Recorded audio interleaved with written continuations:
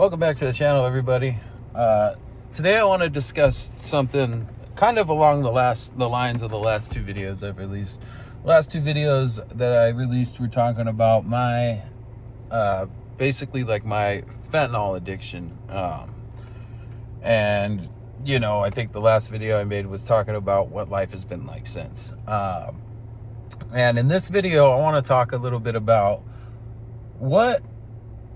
what is it really like to be like actively in it? Like, what is the day-to-day, minute by minute, like of actively being like in the throes of an addiction? You know what I mean? And some are different because obviously you've got different half-lives, different side effects, and stuff of that nature that I can't really pinpoint or go into here.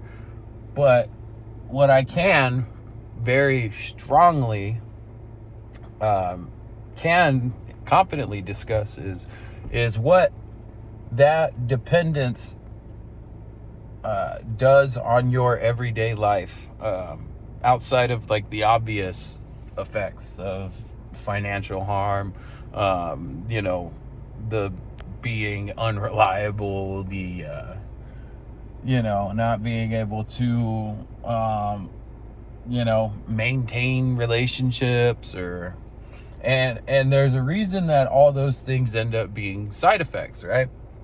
And the reason that those end up being side effects of a all-encompassing active addiction is because you literally become fully dependent, right? Like, what's that mean? Like, some people who've never really been in addiction don't understand like what it's like to be like physically dependent on something.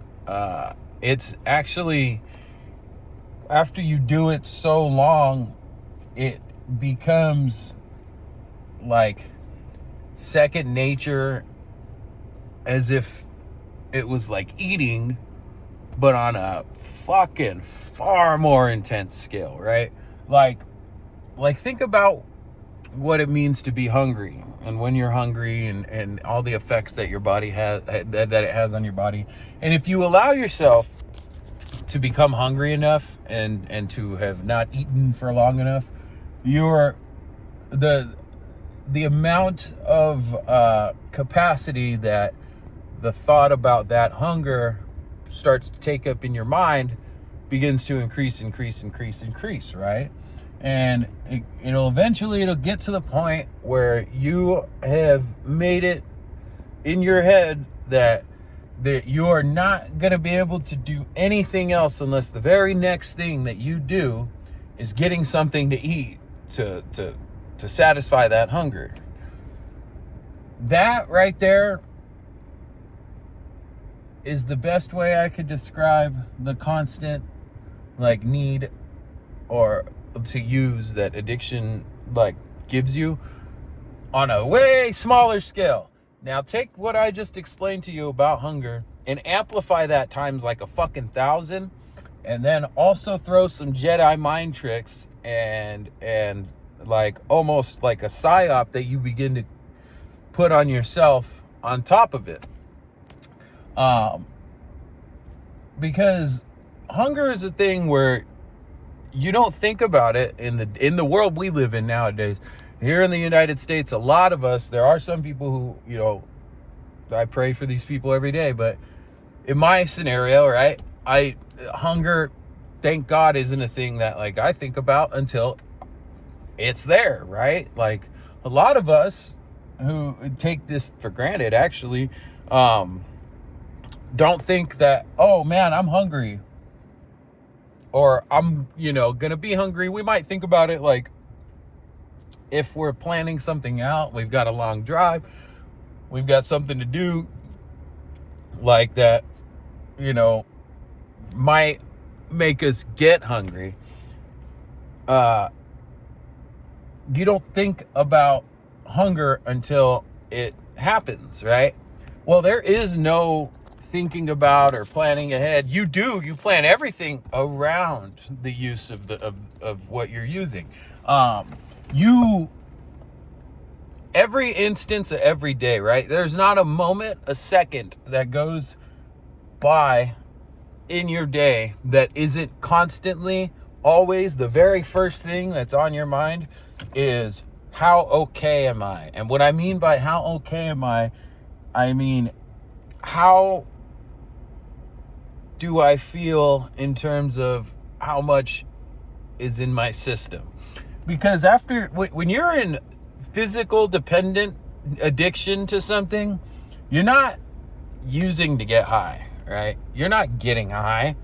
You're using to maintain a certain level of operability, okay? Once you've reached the point of physical dependence, you're not like, smoking a few hits to get right. There's a reason it's called getting right? Like you're not smoking those, you're like, yeah, woo! Like internally, if you haven't used in a long time and you started going through withdrawals, that feeling of relief can be mistaken as, oh yeah, it's getting me high. It's not getting you high. It's making you feel what your most recent, like, saved state, think about it as like a memory card, what your most recent saved state of feeling okay is, right? Like you don't know what feeling normal even feels like anymore, because you haven't felt that way in a lot of cases, years. You haven't known what it feels like to feel normal, not wanting to get high, or not wanting something, or needing something, or having some sort of chemical in your brain. Normal is a completely foreign, abstract, like state of mind. Like that's not even something that you can even begin to understand anymore. And once you've reached that point, normal then becomes the state at which you feel able to operate, right? And function.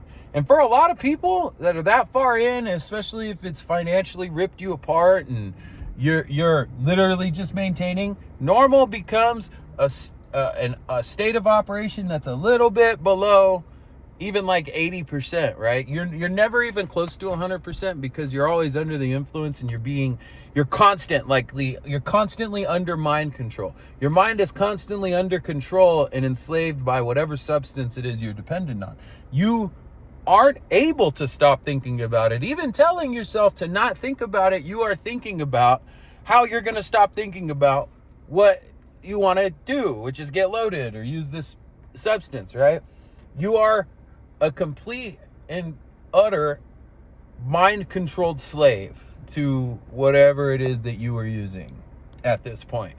And it is so bad that you are at a constant, 100% of, you wake up in the middle of the night, right? And you go take a leak and you go, oh shit, wow, I already feel like I need to use. I'm starting to get the sweats, or I need to fucking take a hit just to fucking go back to sleep, right? Like, you're not taking that hit so you could go and like, oh yeah, I got a little buzz going to do this, or like how it started, right?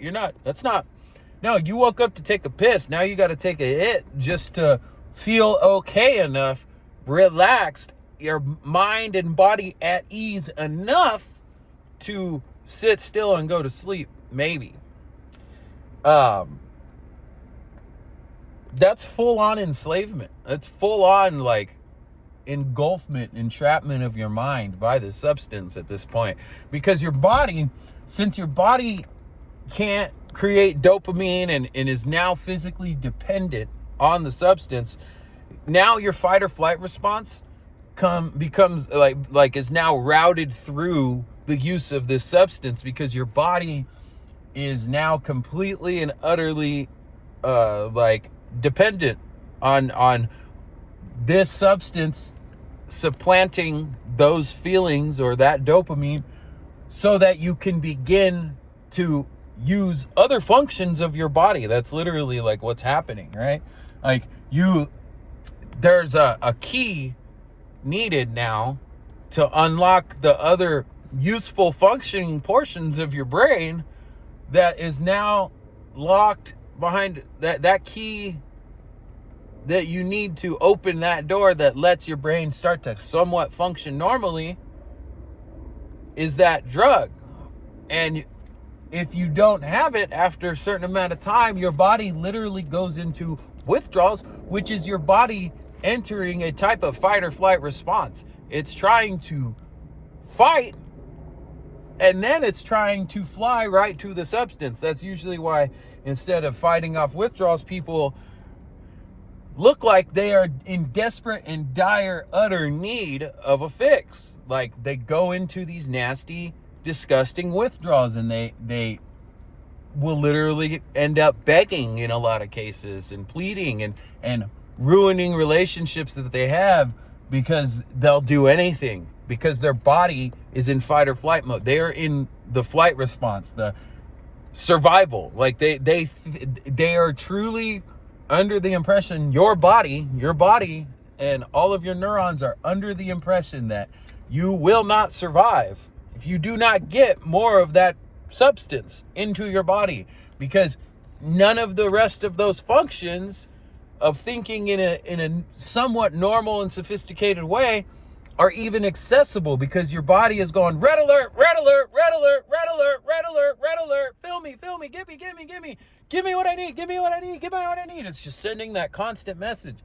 And so now, right, because that's what happens when you don't have enough, your life becomes a constant battle of making sure that there is always enough of that stuff within arm's reach and within the ability to use, so that you don't have to worry about that becoming a possibility, which means that you are constantly thinking about, am I going to be able to use? If I go to the show, how am I going to get loaded? If I not loaded, right. If I go to here, am I going to be able to go into the bathroom and get my fix? If I go here, how am I going to do this? Oh, man, I don't have enough to get through a whole day's worth of work, and my guy's not answering. Am I even going to be able to go to work? By the time I get off work, am I gonna be in such bad shape I can't make it to the guy? Like, man, maybe I ought to call off work and try and stretch this. And maybe the guy will get back to me. I can go to work late. But I do know that I can't bring myself to go and risk me running out and being in a position where I feel horribly incapable of existing at a place like work because I'm out of a drug. And yeah, there's so much more that goes into it, but every ounce of time in your existence becomes entirely engulfed in this need to satiate that substance use. Every decision that you make in your entire life, I'm not shitting you, in your entire life, down to what you're going to eat, because like, even at that point, like you've been so sucked in that like your body's like natural responses and like what you think you want and stuff, your cravings, all that shit, all that is completely different than what it might otherwise have been should you not have been dependent on this substance. And in a lot of cases, some of those things, they change forever. You never ever go back to ever being able to be 100% the normal you were before, ever. Like, you'll never know what that's like again, should you get to this point. And that's why it's a lot better to just not even, if you haven't even begun, there's no reason to start. You're not missing anything, right? Like, I know people who were as clean as long as I have, who wanted to have fun one night. We're doing good. Went one night, wanted to have fun, bought a bag of Coke. Fucking did a whole bunch of it, went out, had fun, said it was fun, but that was just what it was telling him while he was on it. What was really going on is he was entirely, extremely paranoid the whole time. Couldn't calm down, couldn't think people weren't watching him. Still felt like he had to go find a place to use it. Didn't use it all. Still had some left over the next day. And, well, the addict mind isn't going to, even if you haven't used in years, wasn't going to let him just throw it away. So he did more. And that whole day was shot too. He did all of it. Almost felt like he was going to have to go to the hospital. And fucking hated himself because of it, and then had to fight through horrible, nasty ass cravings for weeks. Like, probably still is fighting it because of one moment of weakness, thinking that, oh man, it's just gonna be one time. Like, now all he got was a horrible time. He said he hated it, but also didn't want to ever not have it again because of the response that these things have on our dopamine receptors. That specific part of our body's telling us that we want this and this is awesome and it's great. But every other part of like our normal, like operational mind is telling them like, oh my God, like I'm fucking paranoid. My heart feels like it's beating out of my chest. I can't even look people in the eyes, all this shit. And it really goes to show that through all this, and there's some people like me, I'll never take back like going through what I went through with my addiction, because there were so many valuable things that I learned and took away from that, and like they make me who I am today, which I like who I am today more than the person I was before that. So I'm very, very blessed. God guided me on the right path to where I'm supposed to be. And I'm not saying I'm where I'm supposed to be yet. There's a lot of work that I need to do still too. And I try my best to do it. But if you can avoid that fucking fight, and it's a fight, and for you to ever get off of that train that I was describing being on earlier, you'll have to go through unquestionably the biggest fight of your fucking life. And you better hope that you win, because if you don't, every time you lose, it gets harder and harder.